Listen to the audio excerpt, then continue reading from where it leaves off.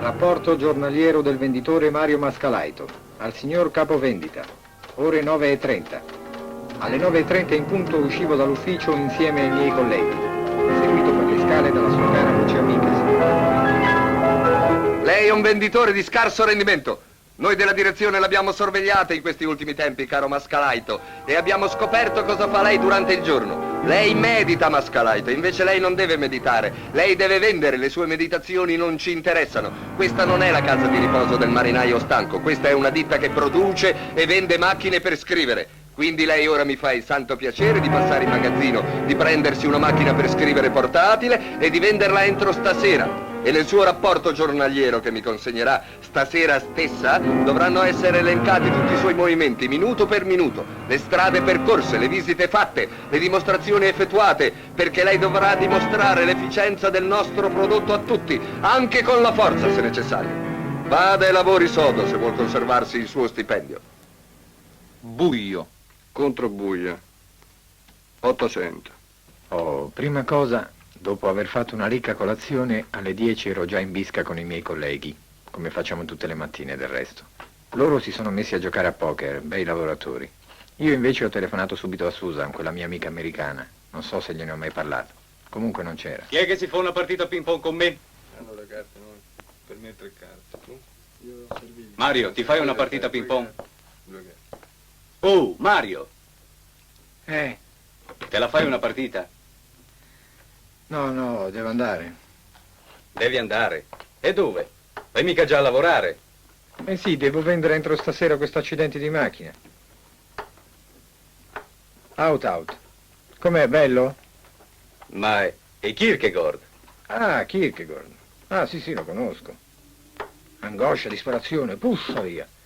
Vabbè, fate poco, fratelli, arrivederci a tutti. Ciao. Addio, ciao. Ciao. Dai, gioco io. Butta io un po' io sta roba. Dice il buon Kierkegaard che per riconoscersi nel proprio eterno valore occorre disperare in senso assoluto e quindi volere assolutamente la disperazione. Ora, siccome io non voglio assolutamente disperare, ne deriva che mi faccio i porci comodi miei e... Scusi un momento, signor capovendita, che paio di gambe ore 10:40, anzi che paio di cosce.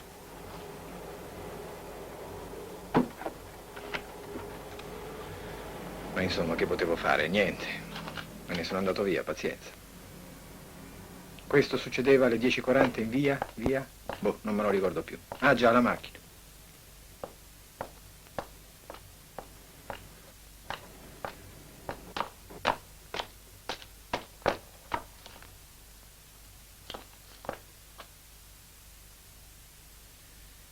Stiamo facendo un giro di dimostrazioni presso tutti i privati per... No. Signora Bianchini, se permette, siamo della ditta Polinari, macchine per scrivere da calcolo. Vorremmo presentare...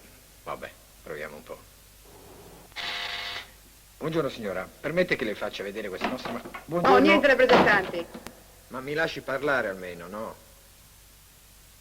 Quest'altra chi è? Petri, dai. Buongiorno signora, se permette vorremmo farle vedere... Sì, un momentino. Sì. Hai visto mai che gliela vendo proprio la vecchia? Ore 11. Tenga 50 lire per gli alluvionati. Grazie. No, ma scusi signora. Ma che ho la faccia da alluvionato io? Comunque con quelle 50 lire sono andato a comprare un gettone e ho telefonato a Susan, quella mia amica di cui le ho detto che abita nella casa internazionale dello studente a Foro Italico. Però non sono riuscito a trovarla. Mi hanno detto che è sparita da ieri. Ma dove sarà andata?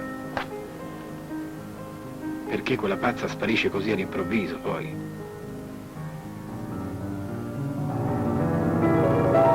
Ma quei due là dentro... Andiamo un po' a vedere. Non vorrei che fosse proprio Susan. Dalle donne c'è da aspettarsi di tutto. Ah no, meno male.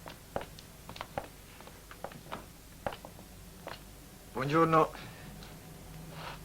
Che bel bambino, come ti chiami? È un bel bambino. Aldo! Ma Aldo, maleducato, cosa fai? Non ti vergogni? Ma no, signora, lasci perdere un bambino. Buongiorno, signor Manozzo. Siamo della ditta Polinari Macchine per Scrivere. Stiamo... Vabbè.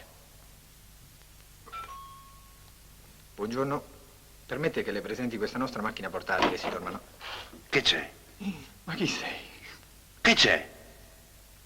Buongiorno, mi faccia entrare un secondo, scusa. No, ma chi è lei? Entra in casa mia No, così. No, io volevo solo farle vedere un momentino la Ma nostra... cosa vuole farmi vedere? La nostra Optima 45, modello Ma non mi speciale... servono macchine da scrivere, se ne vada, mi faccia il favore, Senta, se ne vada. non è caso di alzare la voce per una Ma macchinetta. come alzare? Senta, io sono uno scultore, voi rappresentanti Va- mi siete va tutti bene, non è antipatici. caso di gridare. Ma come sarebbe? Lei tenta di entrare in casa No, mia? no, Ma se io ne vada, tenta- mi faccia una cortesia. Ma Se stia ne calmo, vada, non mi guarda. rompa l'anima, se Ma ne stia vada. calmo. Via, se no lo sbatto giù per le scale. Ma voglio proprio vedere se mi sbatte giù, caffone bifolco d'un maleducato.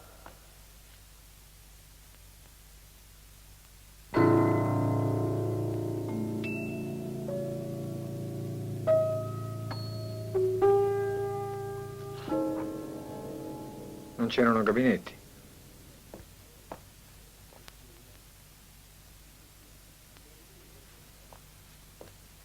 Sono andato fino in soffitta.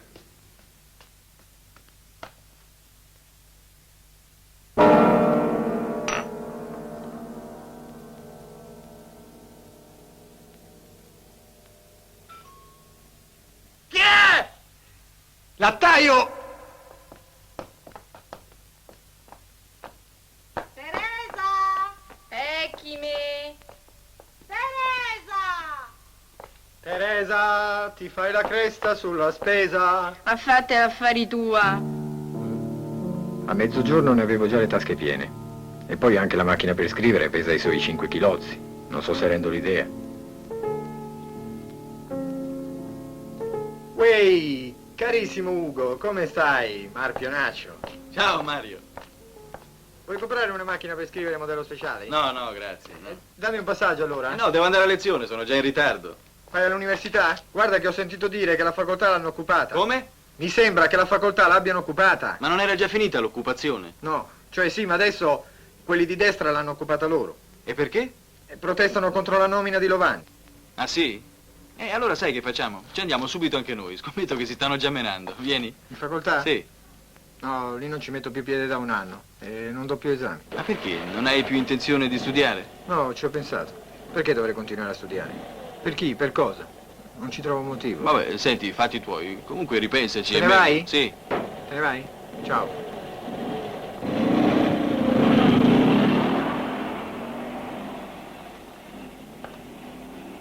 Accidenti all'antenna.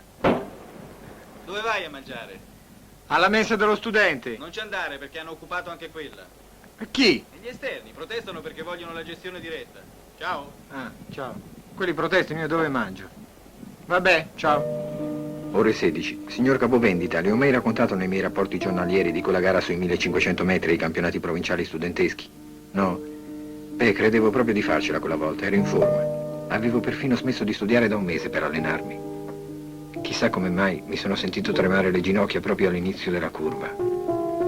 E da quel giorno una strana stanchezza mi accompagna in tutto quello che faccio. Certe volte ho perfino paura di... Mario?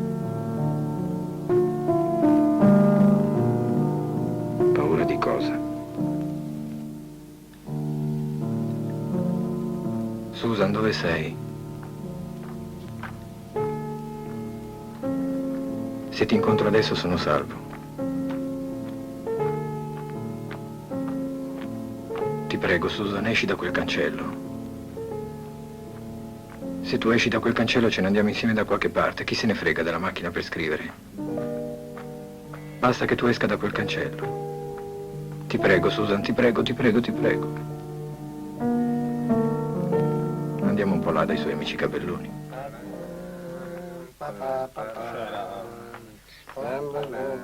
Senti? Senti, cosa, scusa? Do you know that girl with blonde hair? Where is? Where that girl with blonde hair? Non lo sai? Ha ido a Londres. She's gone to London. A Londra. Susan è partita, è andata a Londra. Ma perché? Perché? Cosa è andata a fare a Londra? Ore 17. Non mi piace come finisce questo rapporto giornaliero. Devo trovare un altro finale. Ah, questo vuoto, questo orrendo vuoto che sento qui nel petto. Mica male come finale. È Goethe, se non sbaglio. Proviamo un po'.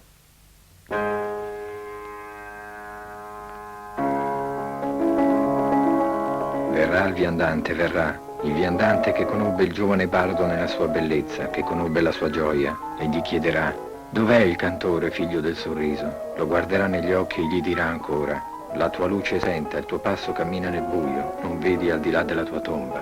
Perché? Oh viandante, o mesto viandante, risponderà il bardo, sono prigioniero di un incantesimo che mi tiene legato in questo castello maledetto. Vorrei fuggire, ma non posso. Conosco la tua storia, risponderà il viandante. Ascolta, o giovane bardo. Sali la collina e vai nella caverna della maga Calliope. Portale la macchina stregata che è la causa dell'incantesimo. La maga ti libererà dalla sua maledizione e ti darà tanto oro, con il quale tu potrai partire per un lungo viaggio e raggiungere la tua donna nella terra delle vaporose nebbie.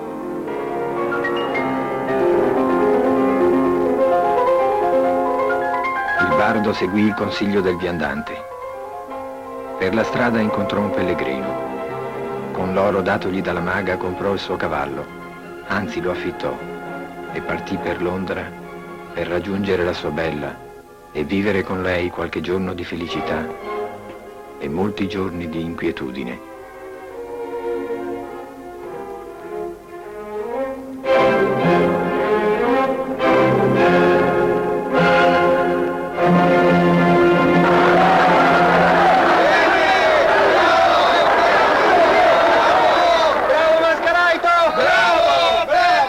Mascalaito è stato licenziato, così impara a fare lo spiritoso. E questo serve di lezione a tutti i lavativi come lui che credono di fare i furbi a urinare nelle bottiglie del latte e a scrivere delle fesserie sui rapporti giornalieri. Goethe, i 1500 metri di campionati, questa americana che va a Londra, e il bardo, la maga, ma insomma è la fine del mondo! State attenti ragazzi che è lo scherzo. E adesso provatevi ad andare di nuovo in bisco a giocare a poker invece di lavorare. Mi riferisco specialmente a lei, Braschi, che ha una faccia da seminarista che mi ricorda stranamente quella di Mascalaito. Anzi, faccia una cosa, si prenda una macchina per scrivere portatile e la venda entro stasera. Naturalmente dovrà scrivere il solito rapporto giornaliero, elencando e specificando tutto quello che è necessario specificare. Vero Braschi? Buio.